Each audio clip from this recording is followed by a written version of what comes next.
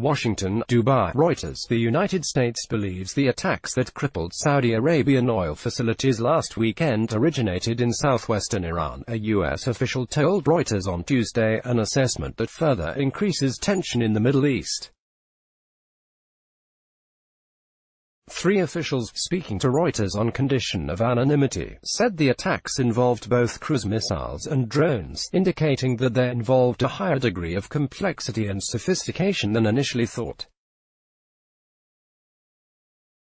The officials did not provide evidence or explain what U.S. intelligence they were using for the evaluations.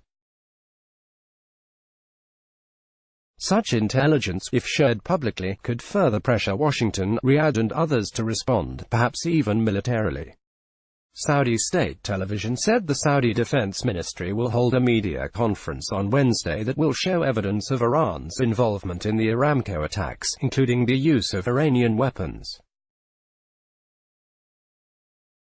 Iran denies involvement in the strikes. Iran's allies in Yemen's civil war, the Houthi movement, claimed responsibility for the attacks. The Houthis say they struck the plants with drones, some of which were powered by jet engines. Reuters. U.S. President Donald Trump on Monday said it looked as if Iran, which has a long history of friction with neighbor Saudi Arabia, was behind the attacks, but in a sign that U.S. allies remain unconvinced. French Foreign Minister Jean-Yves Le Drian said he was unsure if anyone had any evidence to say whether drones came from one place or another. Saudi Arabia sought to reassure markets after the attack on Saturday halved oil output, saying on Tuesday that full production would be restored by month's end. Iranian Supreme Leader Ayatollah Ali Khamenei on Tuesday ruled out talks with the United States unless the Trump administration returns to the nuclear accord between Iran and the West that the United States abandoned last year. Iranian officials at any level will never talk to American officials. This is part of their policy to put pressure on Iran. Iranian state TV quoted him as saying, Trump on Tuesday said he is not looking to meet Iranian President Hassan Rouhani during a UN event in New York this month. U.S.-Iran relations deteriorated after Trump quit the nuclear pact and reimposed sanctions over Tehran's nuclear and ballistic programs, severely hurting the Iranian economy. Trump also wants Iran to stop supporting regional proxies, including Yemen's Houthis. Iran's clerical rulers openly support the Houthis, who are fighting a Saudi-led coalition in Yemen, but Tehran denies that it actively supports the Yemeni group with military and financial support. Despite years of airstrikes against them, the Houthi militia boasts drones and missiles able to reach deep into Saudi Arabia, the result of an armament campaign pursued and expanded energetically since Yemen's war began 4 years ago. Another senior Trump administration official said the Houthi claim to have used 10 drones in the attacks was undercut by the fact that Abqaiq was struck at least 17 times. The second location, he added, was hit at least twice by precision-guided munitions.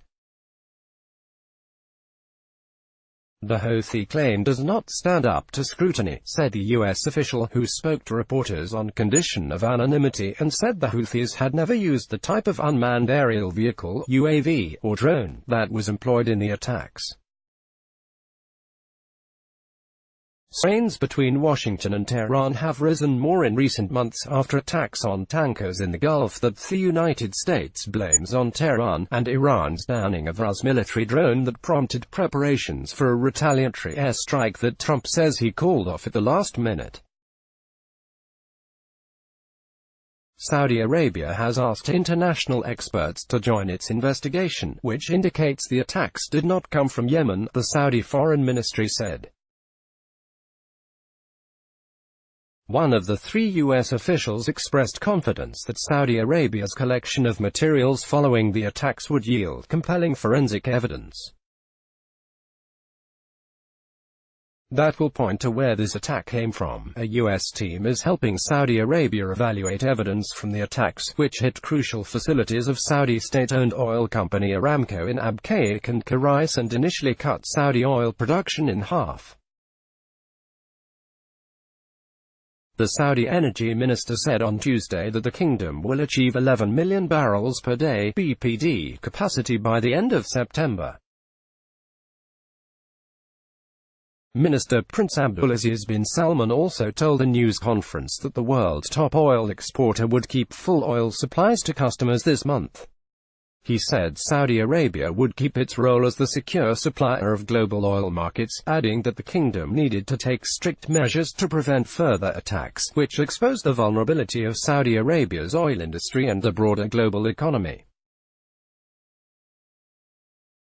Oil prices fell 5% after the news that Saudi production is back, having surged more than 20% at one point on Monday, the biggest intraday jump since the 1990-91 Gulf crisis over Iraq's invasion of Kuwait, a day after warning the United States was locked and loaded. To respond to the Saudi incident, Trump dialed down his rhetoric, saying on Monday there was no rush to retaliate and Washington was coordinating with Gulf Arab and European states. "I'm not looking at options right now. We want to find definitively who did this," Trump said. Secretary of State Mike Pompeo was traveling to Saudi Arabia on Tuesday. German Chancellor Angela Merkel said the Iran nuclear pact, which European parties are trying to salvage, is one building block. "We need to get back to Saudi Arabia, which has supported tougher U.S. sanctions on Iran," said an initial investigation showed the strikes were carried out with Iranian weapons. Gallup Daly, a non-resident fellow at the Brookings Doha Center think tank, said the sophistication of the attacks and the fact such an operation would require high-level approval pointed at Tehran. Iran is essentially saying, "If I can't get my oil into international markets, then no one should be able to do it," he said. They are basically looking to destabilize an international market that they have been cut out of by U.S. sanctions. Reuters. Let's block ads. Why?